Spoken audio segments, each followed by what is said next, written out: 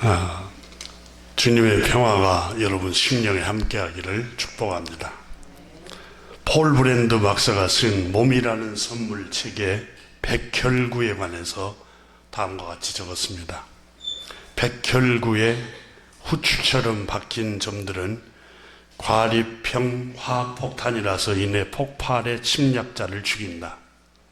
30초에서 1분에 지나면 몸이 부풀어 오른 백혈구만 남는다.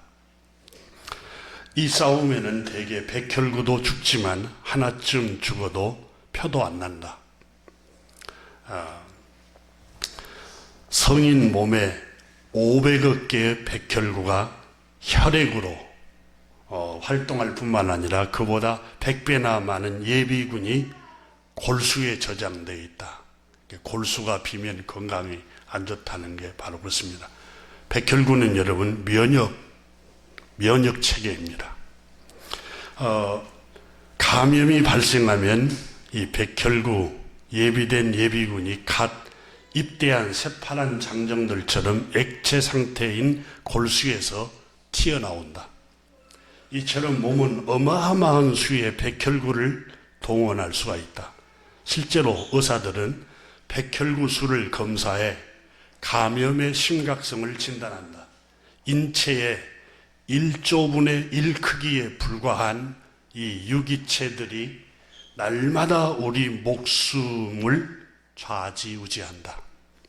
물 한 방울에 들어있는 세균은 지구상의 인구 수만큼이나 세균이 많이 들어있다.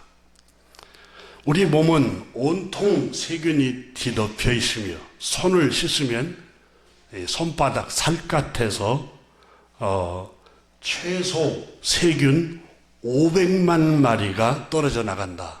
이렇게 과학자들이 또 이 책에서 기록하고 있습니다. 그래서 여러분 창조주 하나님 말씀에 음식을 먹기 전에 손을 씻으라는 말이 그 말입니다. 그리고 과학자들이 잠깐이 아니라 손을 여러분 주름 잡힌 그곳에도 이렇게 계속해서 씻어내야 세균이 떨어져 나간다고 말합니다. 500만 마리가 우리 손에 세균입니다. 이 위험한 세상에 요구되는 각종 항체를 인체는 도대체 어디서 만들어낼까? 물에도 세균이 이 지구상의 인구보다 더 많이 들어있고 우리가 마시는 물에 우리 손에도 이렇게 500만 마리가 세균이 붙어 있는데 그래서 손에 여러분 세균이 있는데 우리가 코를 대고 입을 대고 한 호흡기를 통해서 감염이 올 수가 있습니다. 그래서 손만 깨끗이 씻어도 80% 세균에서 우리가 자유로울 수 있다고 그러잖아요. 손을 깨끗이 씻으라는 말이 그 말입니다. 그래서 최소 이 손에만 500만 마리가 씻으면 떨어져 나가는데 이 위험한 세상에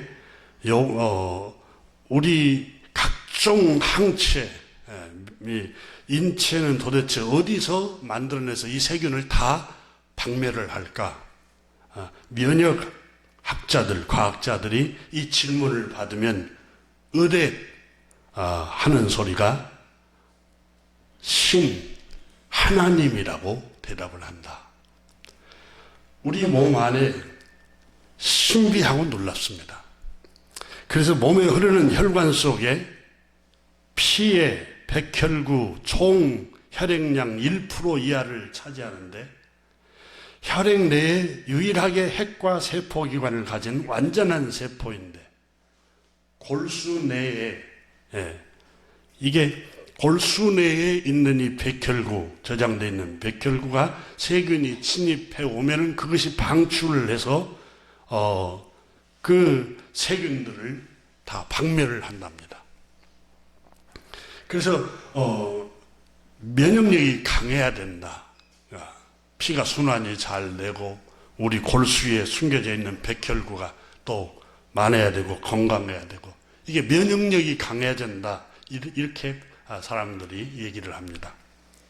그래서 이 면역력이 강해질 때 여러분 세균으로부터 우리가 우리 몸의 건강을 지킬 수가 있다는 것입니다. 이렇게 많은 세균 덩어리 속에서 우리가 살고 있는데 우리가 이렇게 건강하고 생명을 유지할 수 있는 게 시편 139편 시편 기자는 하나님이 우리 인간의 생명을 지으시고 또 유지하는 게 심히 기묘하시다. 신묘막측하다.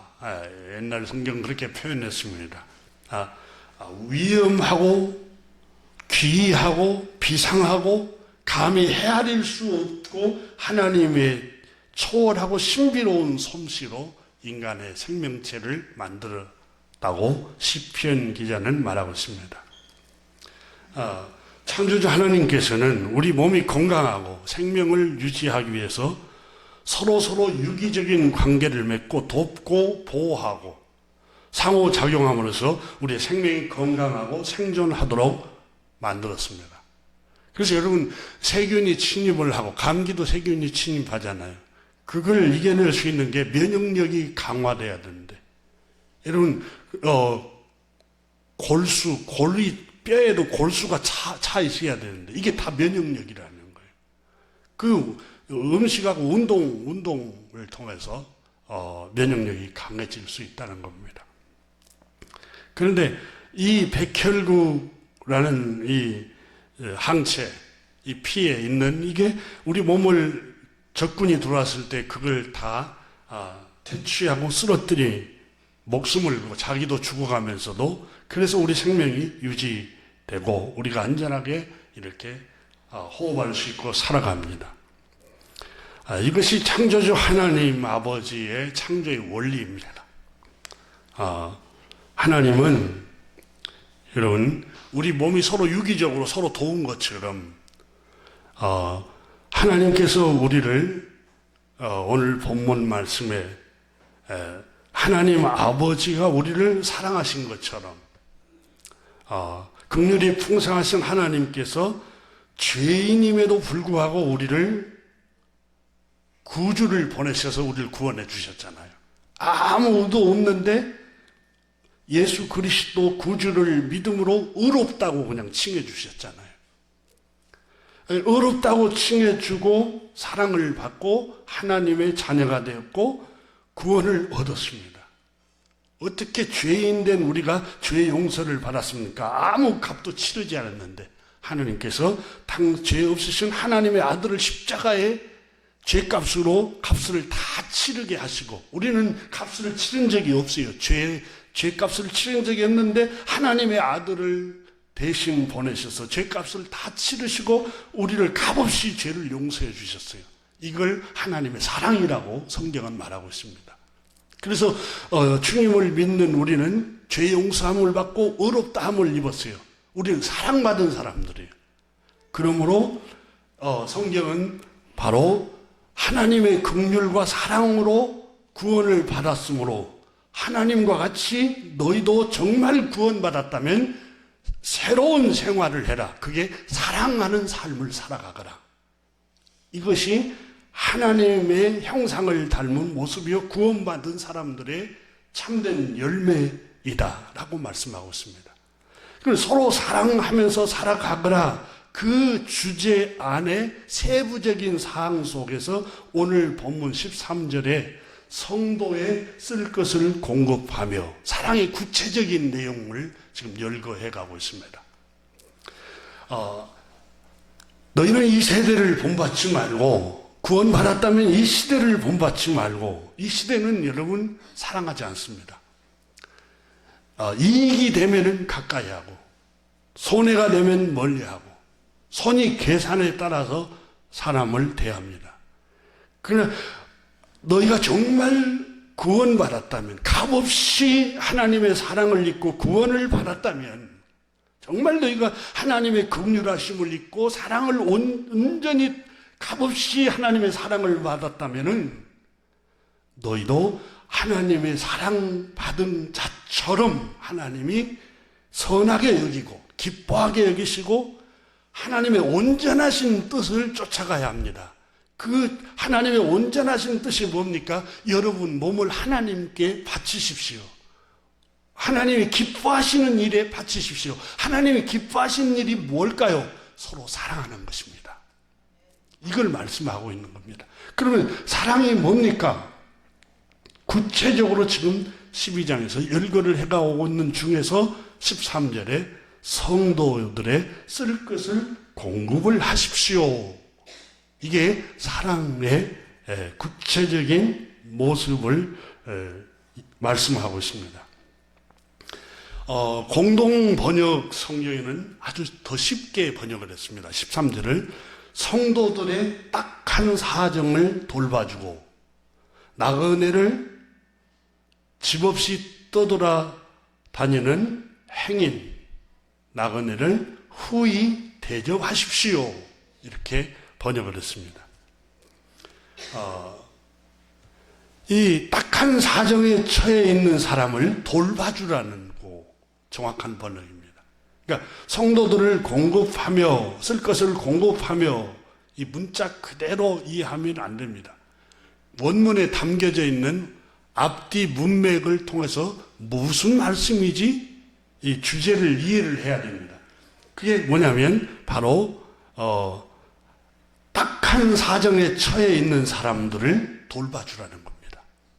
이게 구원받은 그리스도인들의 삶의 새생활이라는 겁니다. 여러분, 딱한 사정에 처해 있는 사람들은, 일반적인 사람들은 멸시합니다. 무시합니다. 잠언에도 가난하면 그 이웃이 너를 무시할 것이다. 이렇게 기록하고 있습니다. 가난한 사람들은, 딱한 사정에 처해 있는 사람들은 이웃이 무시한다는 거예요. 사람들이 명품을 달고 다니고 외제차를 타고 다니고 또 있어 보이게 하는 이유가 뭡니까? 무시 안 당하려고 그러는 거예요. 무시 안 당하려고. 상대방이 무시하니까 그렇게 하는 경우가 있습니다. 근데 너희가 정말 하나님의 사랑을 입고 하나님의 긍휼하심으로 구원을 입었다면, 값없이 구원받은 사람들이라면 딱한 사정에 처해 있는 사람들을 돌봐주고 손을 내밀어야 된다 라고 말씀을 하고 있습니다. 딱한 사정에 처해 있는 이 단어는 여러분 성도의 쓸 것을 공급하라는 이 단어에는 원문에 크레이아라는 단어인데, 이 크레이아라는 사전적인 뜻은 고용하다, 고용해주라 그 말이에요. 그다음 요구하다, 요청하다, 결핍되다, 필요하다라는 뜻이에요. 그러니까 이런 의미를 가지고 있어요. 성도들의 쓸 것을 공급하며라는 말씀은 일자리가 없는 사람들에게 일자리를 주라는 거예요. 그 의미가 들어있어요. 또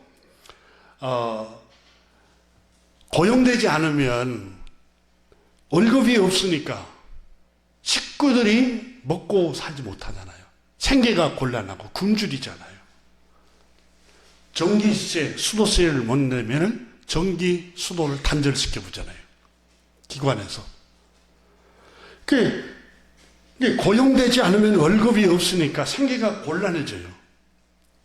그래서 인간이 생활하는데 절대적인 필요, 기본적인 필요가 결핍되어 있는 환경에 처한 사람들에게 손을 내밀으라는 겁니다. 그들과 함께 딱한 사정에 처해 있는 사람들을 도우라는 거예요. 내가 예를 들면 회사를 경영하고 있으면 그런 사람들을 고용해 주라는 거예요. 또 내가 국가를 경영하는 지도자라면 크리스찬 중에 그렇게 절대적인 결핍과 궁핍에 처해 있는 환경에 있는 장애인들, 또 일을 하고 싶어도 못하는 형편에 처해 있는 사람들에게 그들의 결핍을, 필요를 채워주라는 거예요. 어떻게 자기 권한을 사용해서. 그게 사회복지에 해당이 되죠.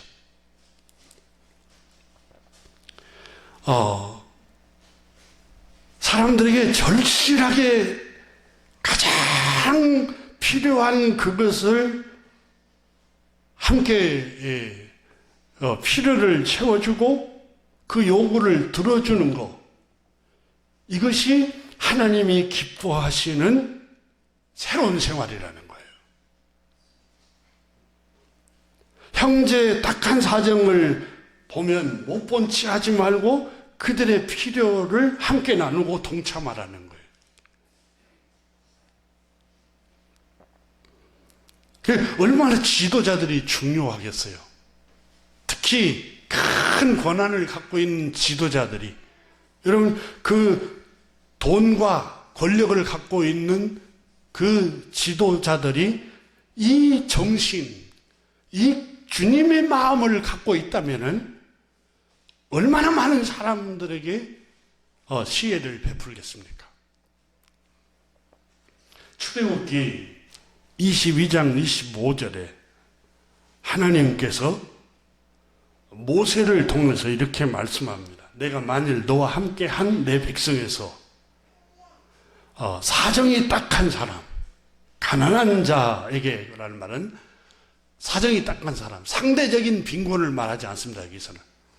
그러니까 먹을 거, 입을 거, 필요를 가장 절대적인 필요를 채우지 못하는 사람들을 가리키는 거예요. 그 사람들에게 돈을 꿔주면 그에게 채권자 같이 하지 말며 이자를 받지 말라 그랬어요. 성경에 이자 받지 말라고 했잖아. 근데 여러분, 오늘날과 출애굽기 BC 13세기에 쓰여졌던 성경의 시대와 틀립니다. 오늘날은 사업장을 늘리려고 은행에서 빚을 빌려오는 사람도 있고, 돈을, 또 주변 사람들한테 돈을 빌리는 사람도 있고, 재테크 하려고 돈을 또 빌리는 사람도 있습니다. 그러나 성경이 쓰여져 있는 출애굽기 22장 당시에는 절대적인 빈곤을 말합니다. 가난한 자, 먹을 것, 입을 것을 없어서 그 쌀을 사고 빵을 사기 위해서 굶주리니까 이웃 부유한 사람들, 형편이 넉넉한 사람들에게 돈을 좀 빌려달라. 내가 이듬해 농사를 져서 가을에 갚을 테니까 우리 식구들이 먹을 양식이 없어 양식을 좀 사야 되겠다. 절대적인 빈곤에 처해 있는 사람들에게 돈을 꾸어주면 그에게 채권자같이 하지 말라. 그러니까 갑을 관계로 갑처럼 하지 말라는 거예요. 형제의 마음을 가지라는 거예요. 아파하는 마음을. 그리고 이자를 받지 말 것이며, 출애굽기 22장 26절에 내가 만일 이웃의 옷을 전당 잡거든 해가 지기 전에 그에게 돌려보내라. 얼마나 절박하면은 추운 날씨인데도 두꺼운 동물의 가죽 옷을 맡겨놓고 먹을 양식, 쌀을, 빵을 사기 위해서 좀 빌렸겠어요. 그런데 그걸 볼모로 잡고 그 사람을 위협하지 말고 밤이 되면 해가 지니까 얼마나 춥겠느냐.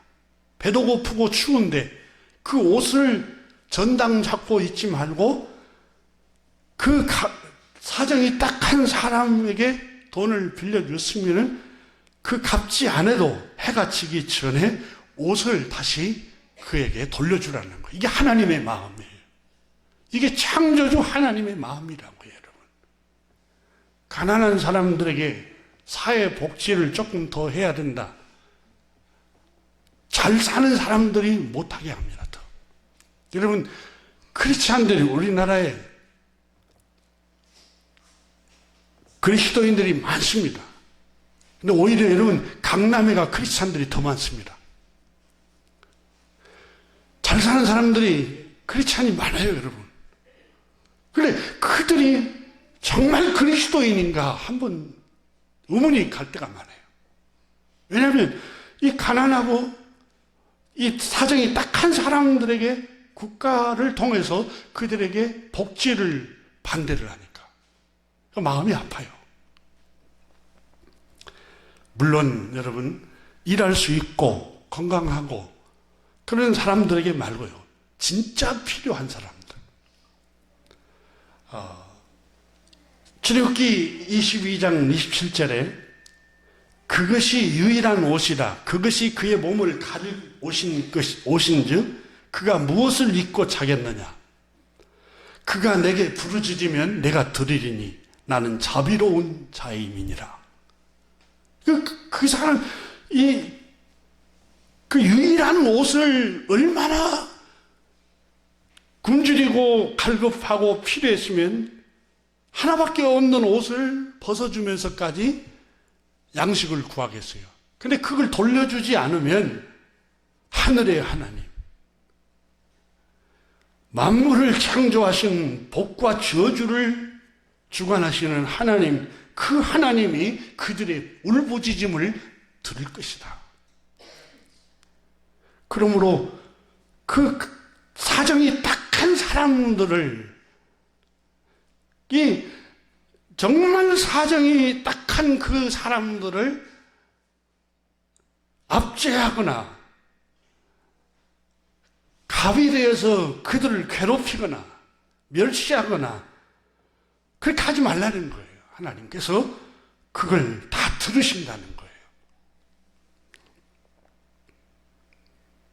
여러분 혹시 장사를 하거나 사업을 해서 좀 형편이 나아지면 여러분보다 못한 사람이 있으면 조금 너무 인색하게 하지 마세요. 출애굽기 23장 10절 11절에 너는 엿새 동안 너의 땅에 파종하여 그 소산을 거두고 일곱째 해에는 갈지 말고 묵혀두어서 내 백성의 가난한 자들이 먹게 하라.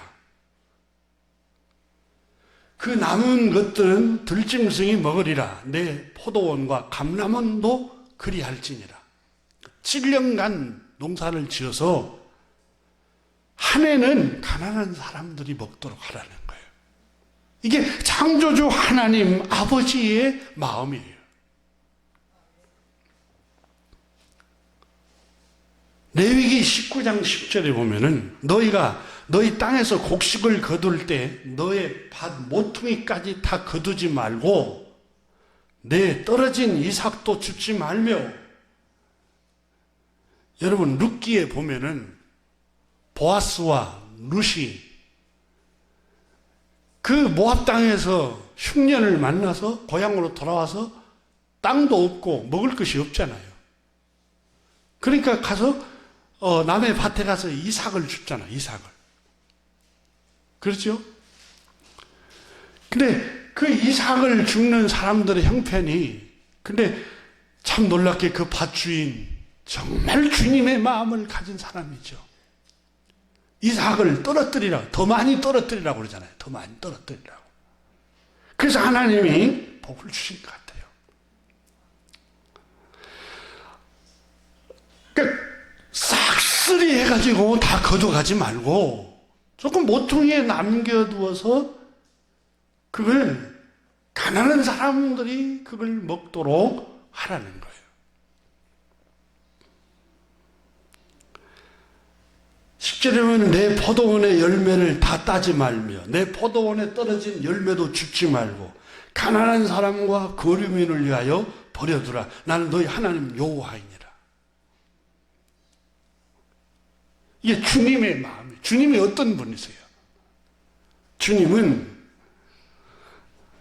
형편이 딱 처해 있는 사람들, 절대적인 빈곤에 처해 있는 사람들, 형편이 너무너무 어렵고 궁핍에 있는 사람들을 위해서 여러분은 구제하라고 성경은 말씀합니다. 여러분 개인적으로 여러분 제3세계 국가, 우리나라보다 더 못 사는 나라에 살고 있는 사람 후원하셔도 아름다운 일입니다. 이건 하나님이 기뻐하시는 일입니다. 레위기 23장 22절에도 너희 땅에 곡물을 벨 때에 반 모퉁이까지 다 베지 말며 떨어진 것을 줍지 말고 그것을 가난한 자와 거류민을 위하여 남겨두라. 나는 너희 하나님 여호와이니라. 여러분 연말에 혹시 세금을 돌려받거들라. 그건 본래 세금 내고 없었던 돈이니까 그걸 구제해도 얼마나 아름다울까요? 물론 그건 의무는 아닙니다만은 하나님께서 가난한 사람, 절대 빈곤에 처해 있는 사람들,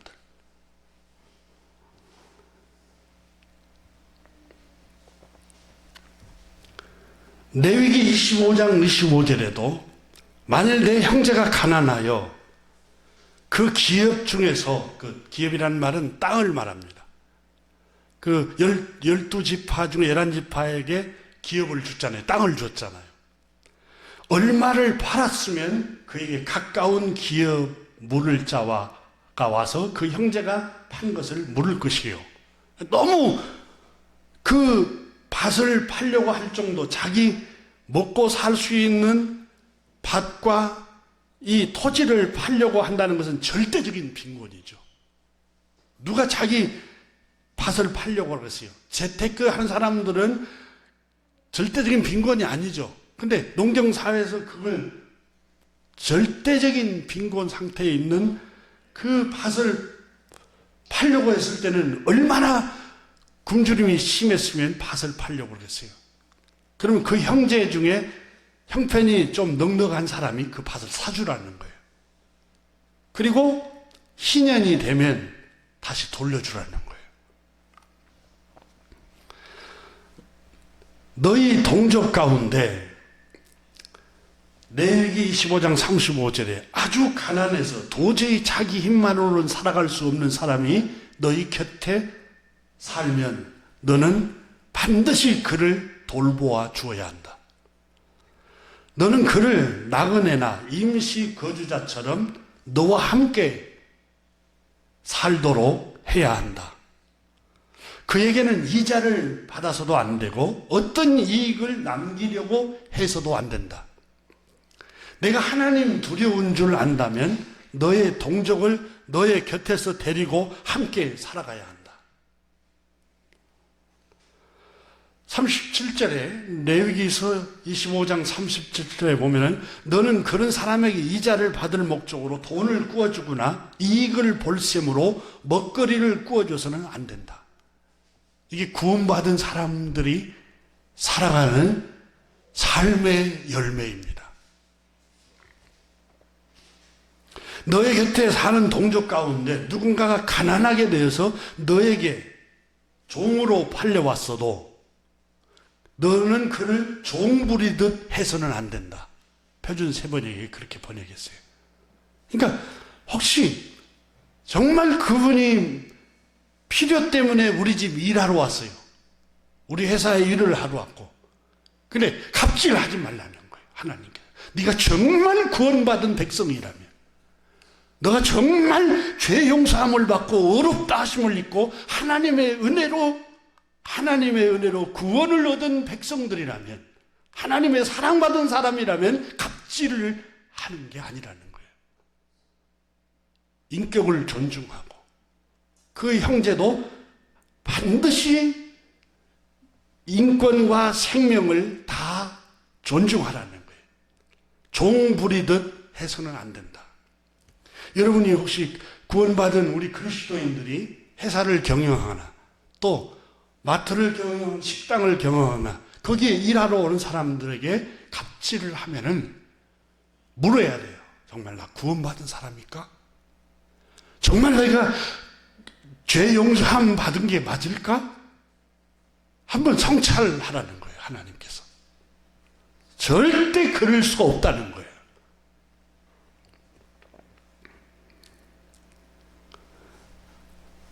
아니, 여러분 중에는 이런 질문을 할 수 있어요.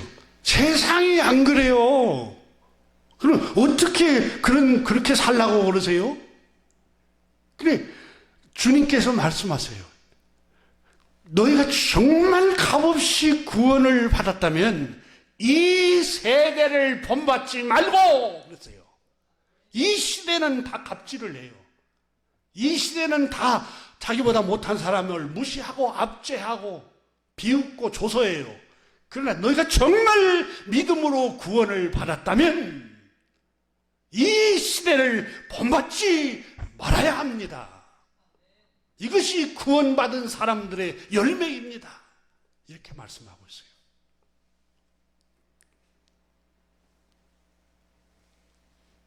만약에 세상 사람들과 같이 그런 일을 한다면 세상으로 나가야 돼요. 그리스도 밖으로 나가야 돼요. 잠언 19장 17절에 주옥 같은 말씀을 하나님께서 우리에게 말씀하시는 구절이 있는데 한번 열어보십시오. 잠언 19장 17절에 보면은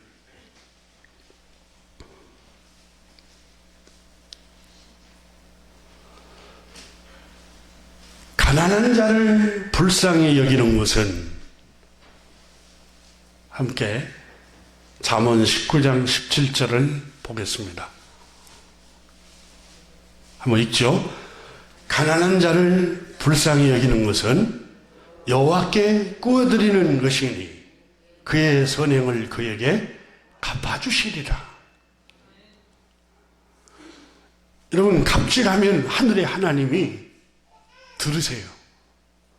그리고 그 가난한 자, 사정이 딱한 사람들의 눈물과 아픔과 상처와 고통을 헤아리지 않고 갑질하면 하나님이 들으시고 반드시 갚아버린다고 말씀하고 있어요.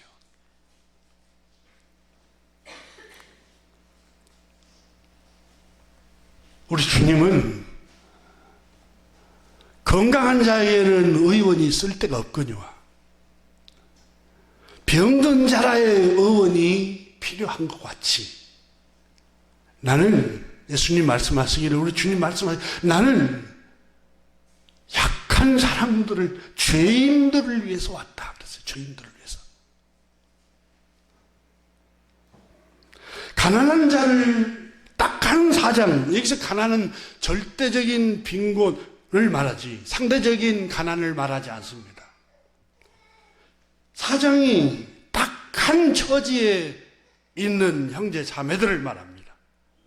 그 처지에 있는 사람들에게 불쌍히 여기는 것은 주님께 하는 일이다 그러세요. 주님께 구워드리고 주님께 하는 일이라는 거예요. 주님께 하는 일. 그러니까 우리가 주님께 헌신합시다. 주님께 충성합시다. 그럼 한국 교회는 교회 와서 열심히 종교적인 집회에 참석하고 종교적인 행사에 참석하고 막 그 종교적인 집회 함성을 지르고 이게 하나님께 헌신이라고 생각하는데, 정말 하나님께 헌신은 사정이 딱한 처지에 있는 형제 자매들에게 손을 내미는 게 헌신이에요. 그들에게 인색하면 안 돼요. 정말 우리가 구원받았다면.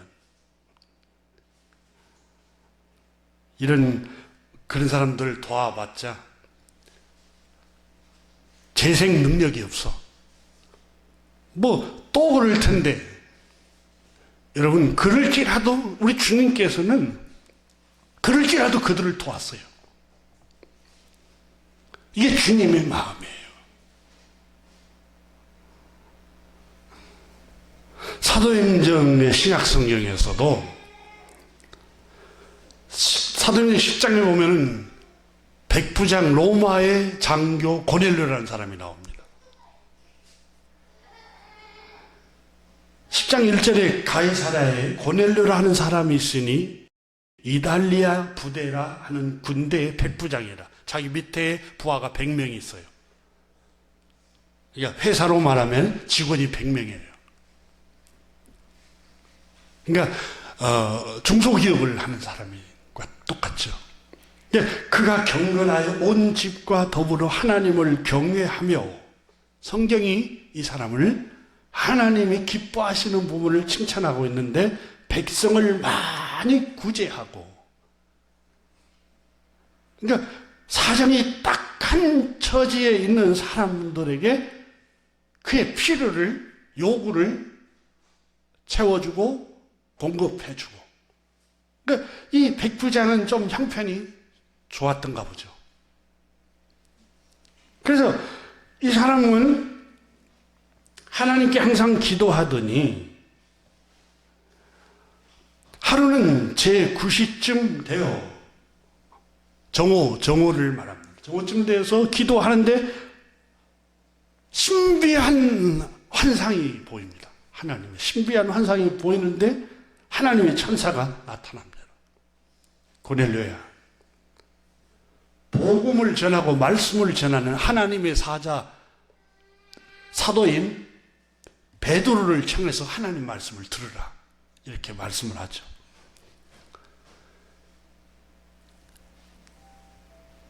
사도행전 10장 3절에 하나님의 사자가 들어와 이르되 고넬료야. 4절에 고넬료가 주목하여 보고 두려워 이르되 주여 무슨 일이니까.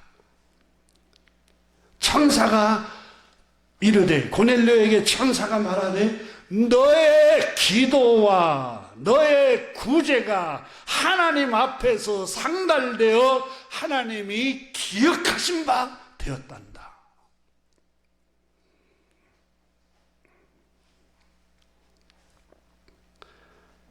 그래서 사도행전 10장 31절에도 또 이렇게 기록이 됩니다. 반복해서 말하되 고넬료야, 하나님이 내 기도를 들으시고 너의 구제를 기억하였으니. 그러세요. 너가 구제하고 딱한 형편에 처해 있는 형제들을 돌보고 그들에게 구제를 하고 그들에게 너의 손을, 사랑의 손을 내미는 것을 하나님이 기억하고 계신단다. 우리의 행실은 하나님 앞에서 하는 일입니다. 우리가 구제를 하든 기도를 하든 선행을 하든 사람이 알아주든 몰라주든 하나님 앞에서 우리가 하는 행실들입니다. 여러분 혹시 커피숍 자주 가십니까? 5번 가면 2번만 가고 3번 정도는 아껴서 정말 사정이 딱한 처지에 있는 사람들을 위해서 구제를, 헌금을 보내고 그들에게 돕는 손길을 펴면 어떨까요?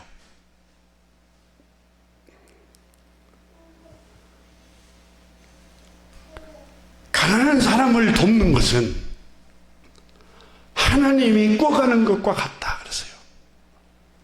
여러분, 교회에 헌금 드리는 것도 하나님께 드리는 것이지만 동시에 진짜 사정이 딱한 사람들, 그 사람들에게 사랑의 손을 펴서 나누는 거, 이거 하나님께 헌신하는 거예요. 정말 하나님이 기뻐하시는 일입니다. 구제라는 말을 성경 원문의 그리스 말로 엘레에 모시네라는 단어인데, 이 사전적인 단어의 뜻은 동정하다, 가난한 절대 빈곤층, 가난한 사람들에게 자선을 베풀다, 긍휼을 베풀다, 자비를 베풀다, 구제의 행위를 하다, 기부하다, 구호품을 주다라는 뜻입니다. 사랑하는 교회 여러분, 정말 그러므로 형제들아, 로마서 12장 1절에 그러므로 형제들아 내가 하나님의 모든 자비하심으로 너희를 권면하노니, 너희가 정말 그리스도 안에서 구원받은 사람들이니 너희 몸을 하나님이 기뻐하시는 거룩한 산제물로 드리라. 너희 몸을, 여기 너희 몸을 드리라는 게 우리가 교회 와서 막 열심을 내라는 의미만이 있는 게 아니에요. 하나님이 기뻐하는 일에 재능을 드리고 하나님이 기뻐하시는 일에 헌금을 드리고 하나님이 기뻐하시는 일에 시간을 드리라는 거예요. 하나님이 기뻐하시는 일이 하나님을 섬기는 것, 동시에 첫 번째는 하나님을 사랑하는 거고 동시에 사람을 불쌍히 여기고 사랑하는 거라고 말씀하고 있습니다.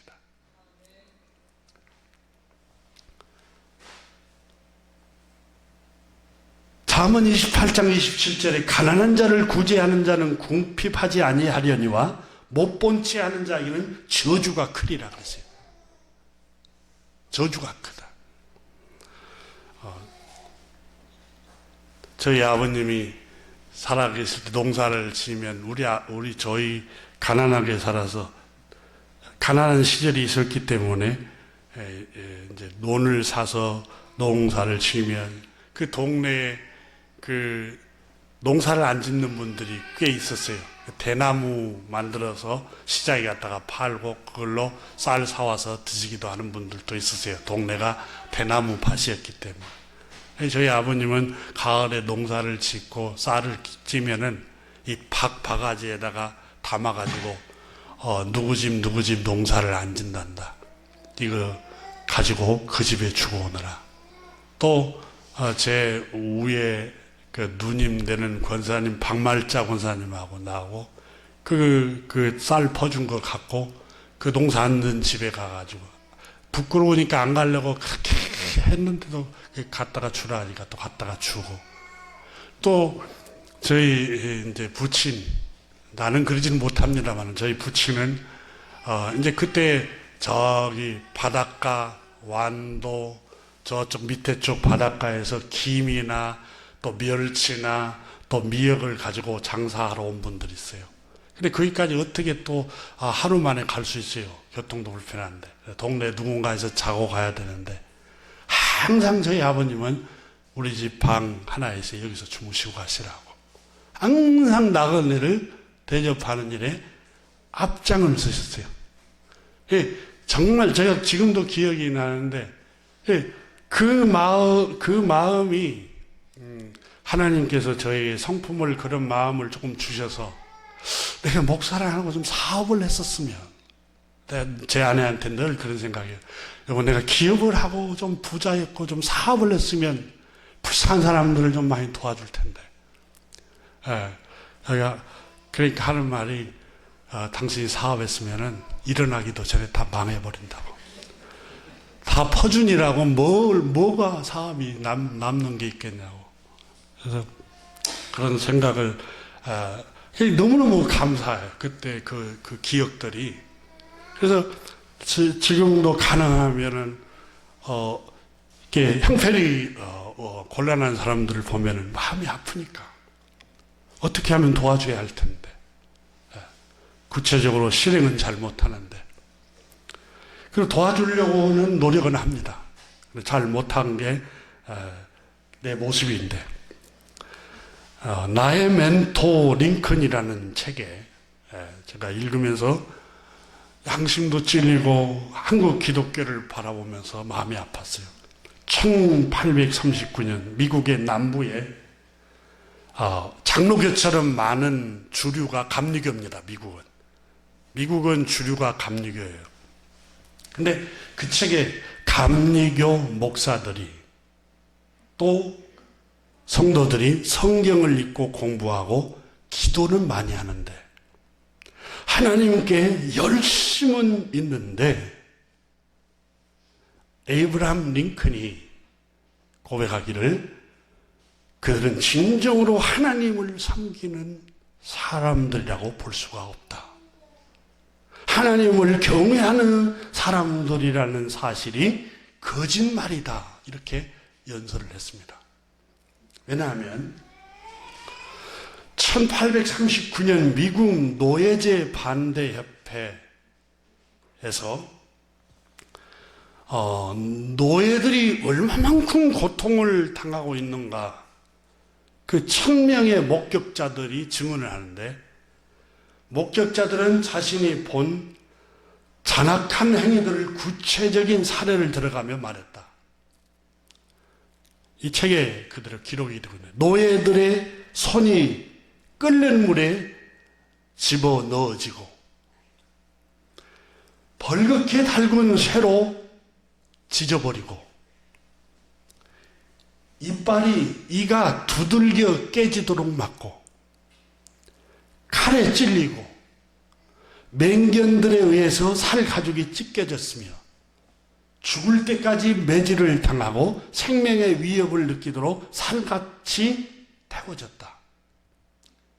어머니들은 비명 속에 영원히 자식들인 노예 우리에, 동물 우리, 노예 우리가 있었는가 봐요. 그때 가둬놓고 노예 시장에 나가면 소 우리에 가둬놓은 것처럼 흑인 노예들을 가둬놓고 이렇게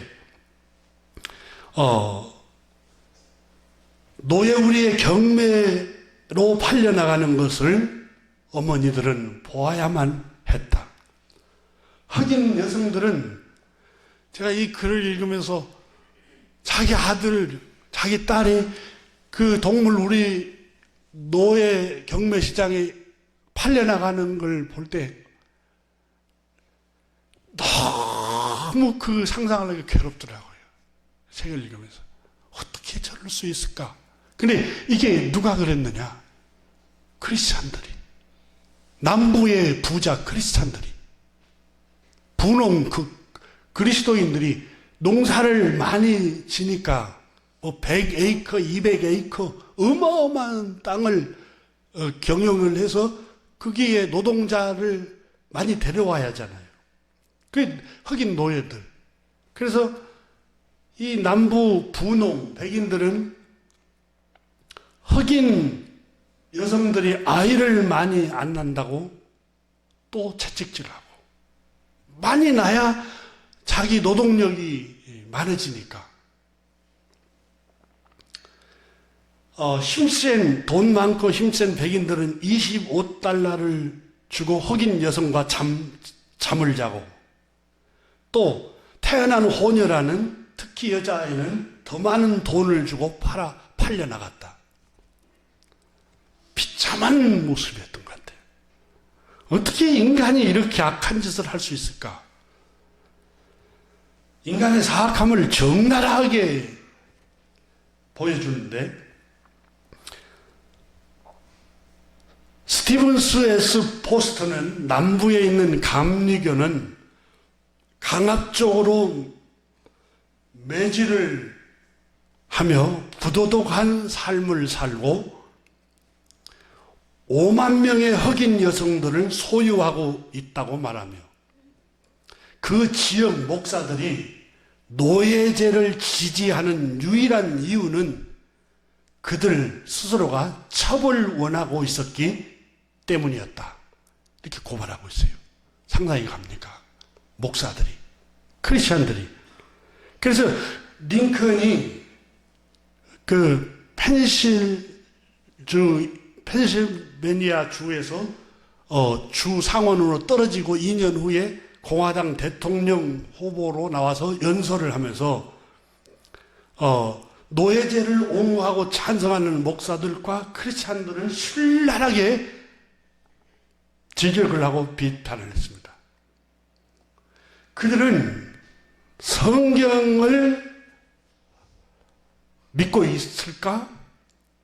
하나님을 사랑한다, 경외한다, 예배한다고 말하는 그리스도인들 목사들인데 어떻게 노예 제도를 찬성할까? 그들은 하나님의 뜻을 쫓은 게 아니라 자신의 정욕을 섬기고 자신의 욕정을 섬기고 욕심을 쫓아간 사람들이다. 그들이 흑인 노예의 인권과 권리와 자유, 생명에 관해서 관심이 없다. 노예 제도에 관해 폐지할 마음이 없는데 그들은 확실히 성경을 읽지 않고 있는 사람들이다. 성경의 하나님의 말씀을 믿고 있지 않는 사람들이다. 그들은 거짓 그리스도인들이다. 여러분, 정말 사정이 딱한 처지에 있는 사람들을 도우려고 제일 앞장서야 할 목회자들, 크리스찬들, 노예제를 유지하려고 했던 거예요.